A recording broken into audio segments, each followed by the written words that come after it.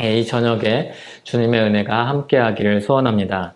지난 시간에 하나님이 요나단과 미가를 통해서 다윗을 구원하신 사건을 살펴봤습니다. 오늘은 그 연장선에 있는 사건인데 사울이 도망간 다윗을 추격하는 사건 중에 하나님이 다윗을 구원하신 그 장면이 나옵니다.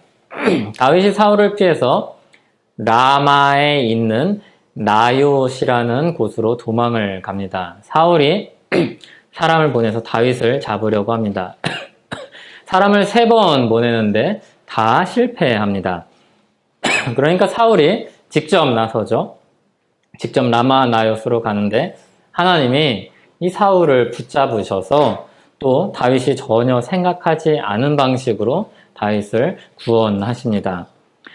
사울은 더 적극적으로 다윗을 죽이려고 하는데 하나님은 더 적극적으로 다윗을 보호하십니다. 이게 오늘 본문의 내용입니다. 오늘 본문을 좀 더 자세히 읽어보겠습니다. 라마는 사무엘의 고향이고 활동의 중심지였습니다. 라마라는 이 지역에 나요이라는 곳이 있는데 이 나요이라는 뜻은 거주지라는 뜻입니다. 그래서 많은 사람들은 이곳을 선지자 학교로 보고 있는데 사무엘이 공식적인 선지자로서의 일을 마치고 많은 사람들이 사무엘에게 찾아왔습니다. 그때 모여든 제자들을 가르치던 기숙학교가 이 라마 나요입니다. 그래서 지금 우리로 따지면 어디입니까? 신학교입니다. 이곳은 주님의 말씀을 가르치는 곳이었습니다. 우리가 선지자 이렇게 생각을 하면 뭔가 초자연적인 능력을 발휘하거나 아니면 미래를 미리 내다보는 그런 능력을 가진 사람들을 쉽게 떠올릴 수 있습니다. 그런데 이 성경에서 선지 또는 예언, 그 먹는 선지 말고요. 선지 또는 예언, 죄송합니다. 이런 말. 네. 선지 또는 예언이라는 용어를 그렇게 사용하지 않습니다. 예언은 하나님의 말씀을 받아서 그것을 전달하는 것이 예언이라고 성경은 사용합니다. 그래서 때로는 하나님이 미래일을 말씀하시기 때문에 이 예언 속에 미래일을 이야기하는 것이 포함이 됩니다. 그런데 보다 앞서고 우선되는 예언의 의미는 하나님의 말씀을 전달하는 것입니다. 그러니까 선지자는 미리 앞일을 내다보고 예측해서 이야기하는 사람이 아니라 하나님이 하신 말씀을 전달하는 사람이 선지자 또는 예언자입니다. 그리고 주님의 말씀과 이 역사에 사로잡혀서 사람들이 선지자가 찬양하는 것까지 포함을 해서 예언이라고 이야기를 합니다. 이렇게 성경에서 예언을 이야기를 할 때는 하나님의 말씀과 늘 연결시켜서 우리가 이해해야 합니다. 이건 구약이나 신약이나 똑같습니다. 사무엘이 주도하는 라마 나요의 이 선지자 학교는 말씀을 가르치고 함께 지내며 기도하는 그런 곳이었습니다. 다윗이 이곳으로 피신을 합니다. 다급하고 목숨이 위태로운 상황입니다. 다윗이 의지할 곳이 없습니다. 다윗은 예언의 말씀이 있는 라마 나요스로 갑니다. 주님의 말씀이 있는 곳으로 피합니다. 그렇다고 우리가 라마 나요트 같은 곳을 만들자 이러면 좀 이 말씀에서 벗어난 겁니다. 라마 나요트과 같은 장소를 찾아서 우리가 도망가자 이렇게 생각을 하면 이 방법과 장소에 너무 많은 의미를 부여한 겁니다. 보다 이 의미에 가까운 것으로 우리가 위기의 상황을 피하는 방법을 취한다면 그거는 주님께로 피하는 겁니다. 그럼 우리가 주님께로 피하는 구체적인 방법이 무엇이겠습니까? 그것은 말씀을 읽고 그리고 기도하는 겁니다. 이 두 가지가 구체적으로 우리가 라마나요스에 피하는 방법과 똑같다고 이야기할 수 있습니다. 여러분은 위기의 순간에 어디로 피하십니까? 친구들에게로 피하십니까? 물론 주님께서 우리에게 주신 주변에 있는 좋은 사람들, 곁에 있는 위로가 되는 사람들을 통해서 우리에게 힘을 주시고 우리를 일어설 그런 시간들을 허락해 주시기도 합니다. 그런데 그보다 더 그 중심에 더 가까이 더 분명하게는 어디로 피하는가입니다. 여러분은 절망 중에 어디에 도움을 요청합니까? 불이 나면 119에 전화를 하고 위험할 때는 112에 전화를 해야 됩니다. 그런데 이 방법은 신자에게도 주님이 일반은총 가운데 주신 좋은 방법인데 또 적극적으로 우리가 활용해야 될 방법이긴 한데 우리가 112에 전화하고 119에 전화해서 해결할 수 없는 위기도 많습니다. 그런 것들이 어떤 것들이 있습니까? 우리 마음이 무너질 때입니다. 이럴 때 억울할 때 도움을 요청할 만한 곳이 이렇게 뚜렷하게 있지 않습니다. 다윗을 쫓는 사람은 왕입니다. 그에게 권력도 있고 군사도 있습니다. 어디에 도움을 요청할 수 있겠습니까? 누가 그를 도와줄 수 있겠습니까? 다윗은 그때 하나님의 손 아래에 있는 사람들, 하나님의 말씀으로 모여있는 사람들을 생각해냅니다. 그렇게 달려간 곳이 라마 나요트입니다. 우리 눈앞에 절망적인 현실이 밀려오고 헤어나올 수 없는 그런 상황들이 계속해서 펼쳐지는 것 같고 우리 인생 전부를 뒤덮어 버리려고 할 때 성경은 우리에게 그게 전부가 아니고 우리에게 피할 자리가 있다는 사실을 보여줍니다. 주님이 우리와 여전히 함께 하고 계신다는 사실을 보여줍니다. 주님의 말씀은 우리의 눈을 들어서 라마 나요트를 찾게 하십니다. 신자들의 라마 나요트는 주님의 말씀이 있는 곳이요. 신자들의 라마 나요트는 엎드려 기도하는 그 자리입니다. 거기가 신자들이 위기 때마다 찾아가서 도움을 얻을 라마 나요트입니다. 다윗이 라마 나요트로 피신을 합니다. 어떤 사람이 고자질을 하죠. 사울에게 다윗이 라마 나요트에 있다는 사실을 알립니다. 그런데 사울이 이제 직접 라마 나요트로 갈까 생각을 해보니까 굉장히 좀 마음이 불편한 사람이 거기 있습니다. 사무엘이 있는데 사무엘이 누구입니까? 자신에게 왕의 역할이 끝났다고 선고한 사람 아닙니까? 그리고 또 한편으로 좀 두렵겠죠. 선지자니까 두려웠을 것입니다. 만나고 싶지도 않았을 것입니다. 사람들을 보내기로 마음을 정하고 라마 나요트로 사람을 보냅니다. 사울의 전령들이 라마 나요트에 도착합니다. 그런데 거기서 선지자 무리가 예언하는 말씀을 듣습니다. 사무엘이 그들의 지도자로 서 있습니다. 그때 하나님의 영이 다윗을 잡으러 갔던 이 전령들에게도 임합니다. 그리고 그들도 함께 선지자의 무리와 예언을 합니다. 이들은 하나님의 말씀에 서로 화답하는 찬양을 했던 것 같습니다. 잡으러 갔는데 거기서 찬양을 하고 있다니까 하나님의 말씀을 듣고 있다니까 굉장히 우스운 모양이죠. 그런데 그렇게 하나님의 영이 이 사람들을 사로잡아 버립니다. 그게 한 번, 두 번, 세 번 반복됩니다. 세 번이나 반복이 되면 사울이 포기할 법도 한데 직접 가기로 합니다. 다 보내도 소용없구만 내가 가야지 하고 갑니다. 그런데 사울은 선지자를 만나기도 전에 가는 길에 하나님의 영이 그를 사로잡아서 사울도 똑같이 걸어가면서 예언을 합니다. 그런데 이와 같은 일이 사실은 두 번째 있는 일입니다. 언제 또 있었는가 하면 사울이 처음 왕으로 세워질 때 이런 일이 있었습니다. 그 내용이 사무엘상 10장에 나옵니다. 사무엘이 사울에게 기름을 부으면서 하나님의 말씀을 전합니다.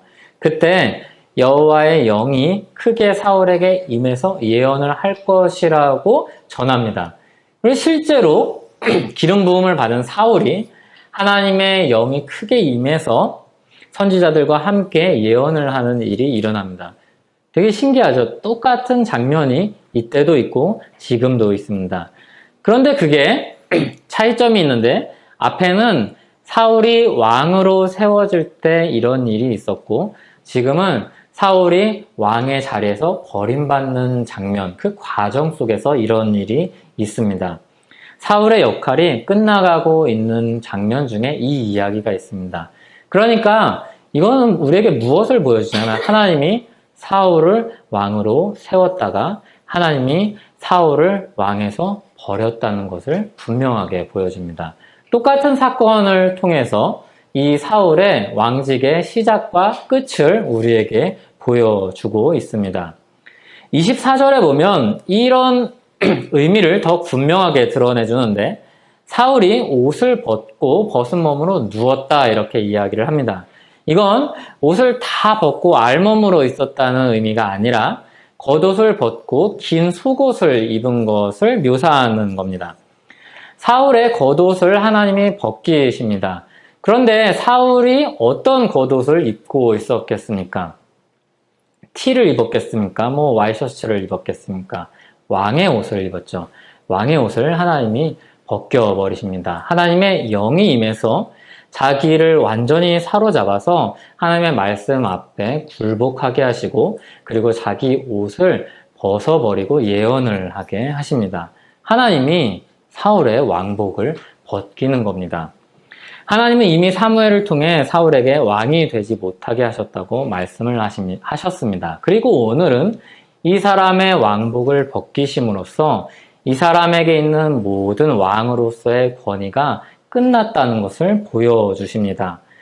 동시에 이를 통해서 새로운 왕 다윗을 건지십니다. 사울의 다윗 살해 시도를 무마시키시며 그의 왕직을 벗겨버리십니다. 그가 하나님 반대편에 서서 더 적극적으로 다름질하고 있을 때 하나님은 더 적극적으로 이 다윗의 위기에 개입을 하셔서 그를 막아서십니다. 사울을 막아서십니다. 하나님은 직접 다윗의 위기에 개입을 하고 계십니다. 하나님 편에서 우리가 살아가려고 애를 쓸 때 우리는 종종 큰 벽에 부딪힙니다. 때로는 이 벽의 크기와 상관이 없이 우리가 느끼기에 너무나도 커 보일 때가 있습니다. 그리고 우리가 하나님과 동행하려고 하면 할수록 방해가 더 심해지는 경우도 있습니다. 다윗의 경우가 그런 것이죠. 그때 하나님은 절대로 손 놓고 계시지 않습니다. 하나님의 손이 미치지 않는 곳이 없고 하나님의 눈이 하나님의 귀가 열려있지 않은 곳이 없습니다. 우리는 이 사실을 오늘 이 사건을 통해서 분명히 기억해야 합니다. 무엇보다 이 하나님은 자기 백성을 사랑하시는 하나님입니다. 그렇기 때문에 자기 백성이 고통 중에서 넘어지고 쓰러지고 나락으로 떨어지는 것을 내버려 두시지 않는다는 것을 오늘 말씀은 분명히 우리에게 보여주십니다. 하나님은 주님의 그늘 아래 피하는 자를 적극적으로 도우십니다. 그리고 그 도움은 실패가 없습니다. 우리를 위협하는 자들이 세력이 더 적극적으로 다가오면 주님은 더 적극적으로 우리를 도우십니다. 이런 역사가 교회 역사에 무수히 많습니다. 사도행전 전체가 그런 역사입니다. 복음을 전합니다. 반대자들의 위협과 핍박에 직면합니다. 옥에 가두고 매를 때리고 생명을 취하려고 합니다. 그때에도 주님은 그들을 통해서 복음의 역사를 여전히 이어가시고 더 적극적으로 이 반대하는 사람들 사이에서 하나님이 개입하셔서 그들을 건지십니다. 그중 한 사건을 보면 사도행전 12장에 베드로가 옥에 갇히는 사건이 나옵니다. 베드로가 옥에 갇히는데 어찌할 바가 없어서 손쓸 방도가 없어서 베드로와 그리고 교회가 베드로는 감옥에서 그리고 교회 사람들은 마가의 다락방에서 기도합니다. 베드로가 두 군인들 틈에 서서 잠을 자고 있는데 쇠사슬에 매여 있습니다. 이때 주의 사자가 호련히 나타납니다. 그리고 베드로의 쇠사슬이 벗겨집니다. 그리고 베드로는 비몽사몽간에 옷 입으라고 하니까 옷을 입고 나오라고 하니까 따라 나섭니다. 그리고 첫 번째 파수를 지나고 두 번째 파수를 지납니다. 그리고 쇠문이 닫혀 있습니다. 근데 쇠문이 저절로 열립니다. 베드로가 그제서야 정신을 차리고 하나님이 자신을 구원해 주셨다는 사실을 깨닫습니다. 그리고 사람들이 기도하는 그곳으로 갑니다. 그 집의 문을 두드리고 교회는 하나님의 역사를 보게 됩니다. 날이 새자 군인들은 어떻게 된 영문인지 깨닫지 못합니다. 그를 가뒀던 헤롯은 화가 나서 그들을 추궁합니다. 그리고 얼마 지나지 않아서 헤롯은 죽습니다. 이 이야기를 마무리하면서 사도행전 12장 24절은 이렇게 기록을 합니다. 하나님의 말씀은 흥왕하여 더하더라, 이렇게 기록합니다. 주님의 말씀이 전파되는 역사는 이와 같습니다. 주님의 뜻이 실현되는 역사는 이와 같습니다. 주님의 뜻이 이 땅 가운데 이루어질 때 적극적으로 막아서는 세력이 있으면 하나님은 더 적극적으로 이 일을 이루어 가십니다. 그래서 하나님의 뜻이 좌절되지 않습니다. 그리고 하나님의 뜻 안에 있는 사람들도 실패하지 않습니다. 하나님은 일반적인 방법으로도 주님의 백성들을 인도하시고 보호하십니다. 그런 예가 요나단이요, 그런 예가 미갈일 것입니다. 그런데 이런 요나단과 미갈이 도울 수 있는 그 손을 벗어났을 때에도 하나님은 역사하십니다. 직접 개입하실 때가 있습니다. 우리 능력으로 감당할 수 없을 때 우리의 마음이 그것을 다 받아들이고 감수할 수 없을 때 주님께서 역사하십니다. 더 적극적으로 역사하십니다. 굉장한 아이러니입니다. 우리를 향한 위협이 더 심해질수록 하나님은 더 강력하게 역사하신다는 사실입니다. 그래서 우리가 더 큰 위기를 당할 때 우리는 이 다윗의 역사를 기억해야 합니다. 우리가 더 큰 위협을 당할 때는 하나님이 더 크게 역사할 수 있는 가능성이 있는 순간입니다. 많은 사람들은 이런 극적인 경험은 없습니다. 또 이런 경험을 해야지 신자라든지 또 이런 경험을 꼭 해야 된다든지 그런 법은 없습니다. 다만 우리는 여기서 하나님이 그렇게 신자가 위협을 당하고 우리의 손으로 그것을 헤쳐나갈 수 없는 상황 속에서 역사하신다는 이 사실을 우리에게 보여주고 있는 것입니다. 주님과 함께 우리는 고난과 영광을 받습니다. 그런데 우리는 다 자기 십자가를 집니다. 그래서 사람들마다 지는 십자가가 다 다릅니다. 그래서 어떤 사람들은 다윗과 같은 십자가를 지고 어떤 사람들은 베드로와 같은 십자가를 집니다. 그 가운데 주님의 놀라운 역사를 경험하죠. 그런데 어떤 사람들은 베드로처럼 옥에 갇히고 극적으로 나오는 그 역사를 경험하는 게 아니라 마가의 다락방에서 기도하는 사람들도 있는 겁니다. 그래서 어떤 사람들은 거기서 해를 당하고 죽음의 위협에서 건짐을 받는 게 아니라 그 사람을 위해서 기도하는 그 자리에서 그 역사를 간접적으로 경험을 하기도 합니다. 사람들마다 다 다른 십자가를 지는 겁니다. 나도 그런 고난을 당해야겠다고 우리는 설레발을 칠 필요가 없습니다. 주님이 그 사람에게 합당한 역사를 행하시고 그 사람에게 적절한 십자가를 지고 주님의 뜻을 이루어 가십니다. 대부분의 사람들은 작은 문제들을 안고 살아갑니다. 그 작은 문제들이 계속해서 겹겹이 쌓여있는 그런 인생들을 살아갑니다.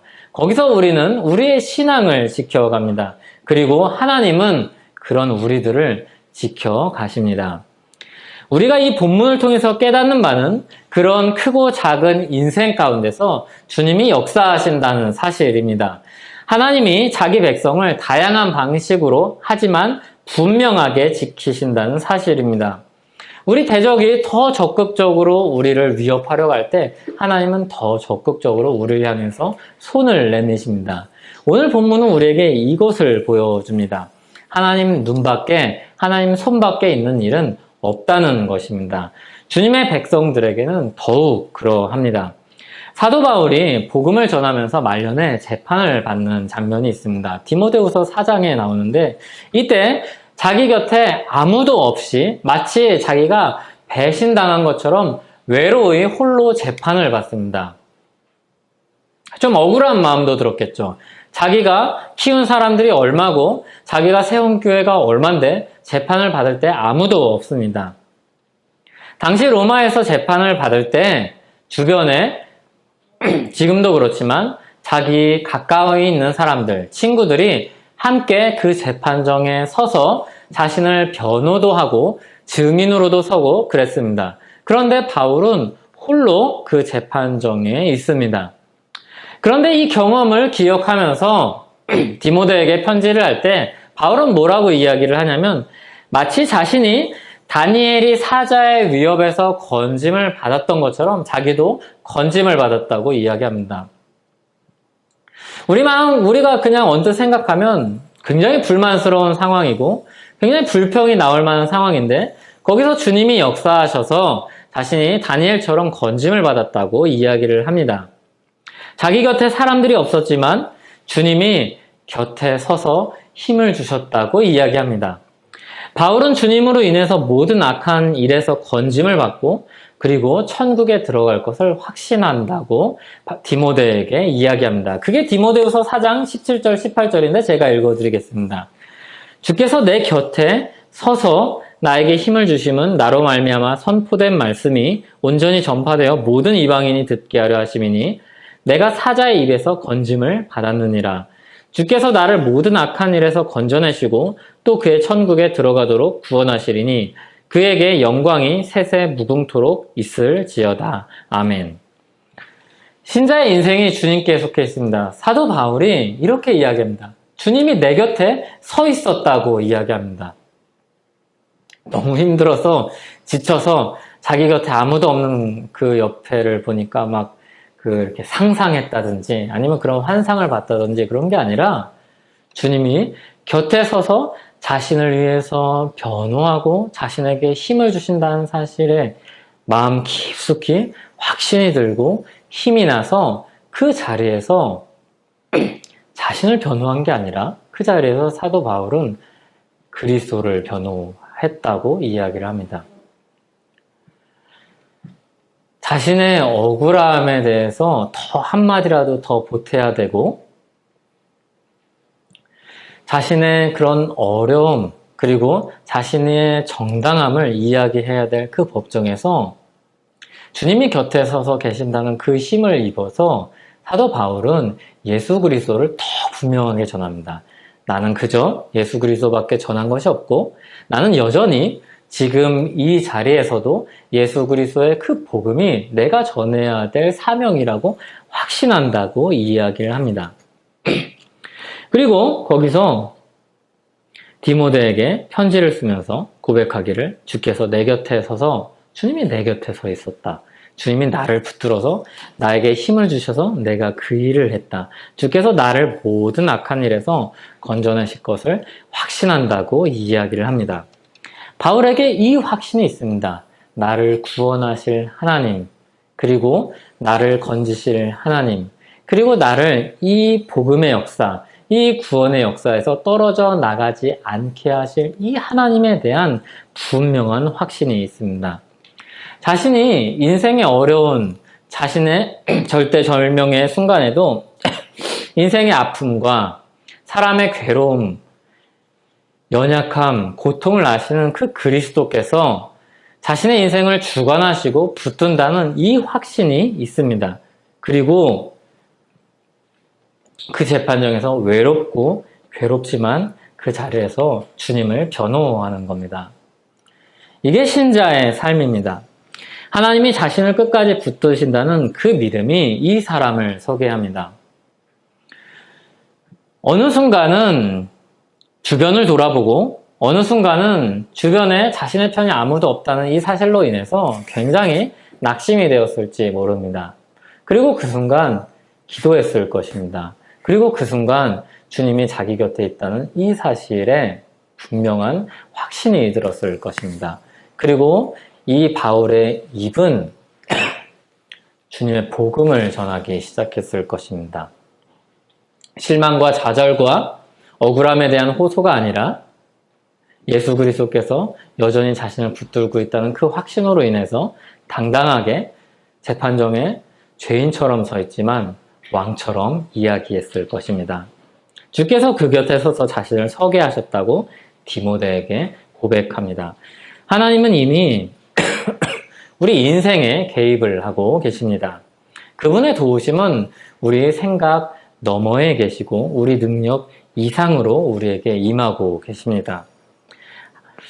다윗의 사건을 통해서 이야기한다면 한 왕의 권위를 다 밟아 벗겨서라도 도우시는 분이 주님이십니다. 참으로 하나님은 자기 백성을 지키시는 분입니다. 이 하나님으로 인해서 우리 인생은 안전합니다. 그분이 우리 안에 시작하신 일을 완성하실 것입니다.